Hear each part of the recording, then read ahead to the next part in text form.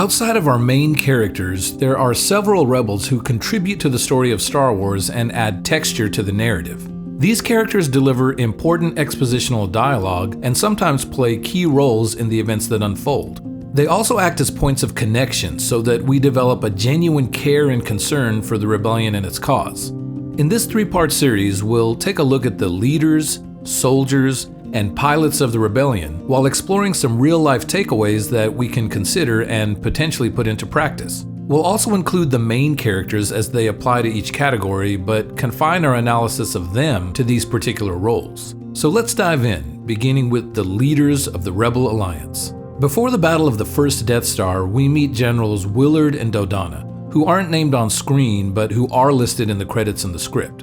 Willard has a brief exchange expressing concern for Leia, and then our focus turns to Dodonna, an older general who clearly has a lot of experience. This gives us a sense that the rebellion is comprised of an older and seasoned generation of leaders commanding mostly younger pilots and soldiers. Dodonna briefs the pilots in a clear and confident tone, and while he's sensitive to their concerns, he's the only one who doesn't display any sense of dismay at the near impossibility of their task. This helps instill confidence in the group. His exposition also sets up the audience for the impending battle. He helps lead the attack from afar by offering strategic advice and also offers some comfort to Leia in a tense moment.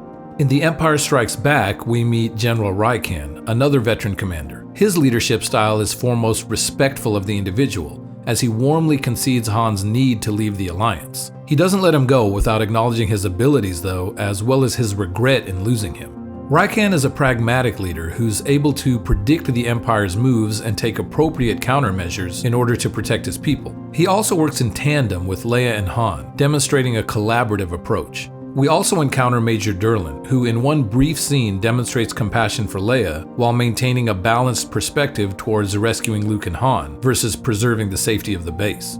In Return of the Jedi, we meet Mon Mothma, the leader of the Rebel Alliance. She carries a regal demeanor and commands respect simply by her presence. She also demonstrates compassion as she's concerned for the spies who have lost their lives to bring the rebellion valuable information. General Madine is yet another veteran leader whose dialogue reveals Han's rank of general and his now committed role in the rebellion. And lastly, we have Admiral Akbar, who holds the distinction of being the only non-human leader we encounter. Akbar echoes the communication style of General Dodonna during the briefing, but is actually present during the Battle of Endor. He works collaboratively with Lando to lead the attack, and while he's hesitant to prolong the combat while the Death Star's shield is still up, he defers to Lando's approach to give Han more time to get the shield down. He also makes a key decision to give the pilots in the Death Star more time by taking out the Super Star Destroyer, dealing a significant blow to the Empire. And finally, let's take a look at the first Rebel Alliance leader we meet, Princess Leia. She holds a formal title of royalty and that of senator, though these mean little in the shifting political landscape. From her first appearance, she demonstrates her ingenuity and her ability to fight, and when she's brought before Darth Vader, she shows absolutely no fear and expertly maintains the cover story of her vessel and its mission. Later in the film, we become aware of her incredible fortitude and inner strength as she resists the mind probe.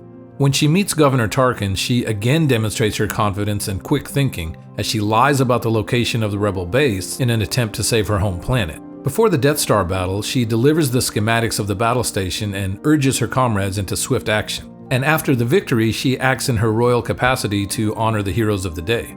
In the next film, Leia demonstrates her hands-on leadership style, her ability to communicate calmly in a tense situation, and her willingness to stay behind until all of her comrades are safe. Of her many positive traits, we can learn from the example of Leia's quick thinking, courage under duress, diverse skill set, calm under pressure, and selflessness. These are qualities we can apply in any leadership position we find ourselves in work or daily life, that will allow the people we lead to know that we genuinely place their interests and welfare above our own. From all of these leaders, we can learn the values of calmness, clear and concise communication, collaboration, pragmatism, and compassion. Far too often in leadership roles, we think we must command respect through authority, but it's the ability to empathize, demonstrate trust, and remove hierarchy by placing ourselves parallel to those we lead that achieves results and helps others to grow and develop. Join us for part 2 of The Other Rebels, where we'll take a look at the soldiers of the rebellion. Thanks so much for watching, and may the Force be with you.